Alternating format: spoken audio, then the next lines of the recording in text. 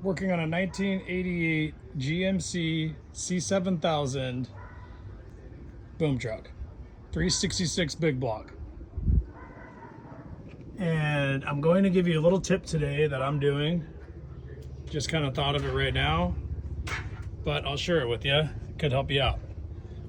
So the original pump that was in here when I got the truck was an electronic fuel pump, and they had bypassed the mechanical pump. So I hooked the mechanical pump back up.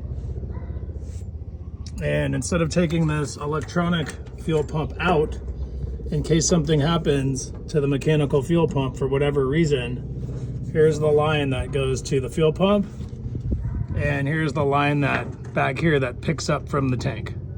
So if I ever run into an issue, this is 12 volt key accessory.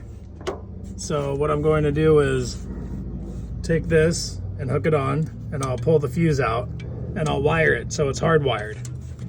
It's already grounded up at the top, and it's just kind of sitting here temporarily mounted so you can mess around with it in case you need to do any of the hoses. This hose has a hose clamp with a bolt in it so no contaminants get there, and it's the same size to plug into this line if I detach this line.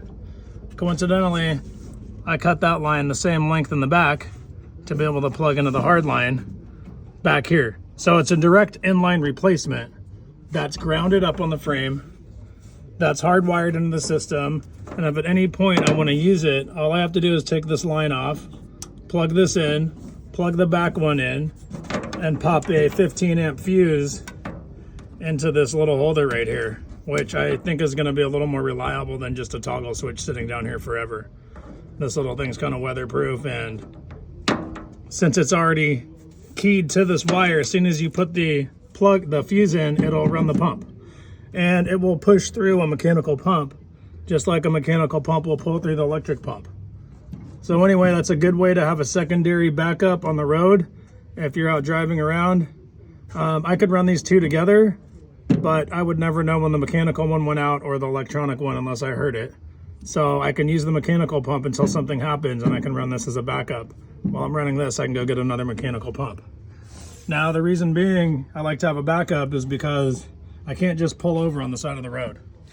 When you're in a boom truck and your truck dies and you're up in the boom, you've got an issue. Driving this truck to the job site is always an issue if you break down. It's not like a little car.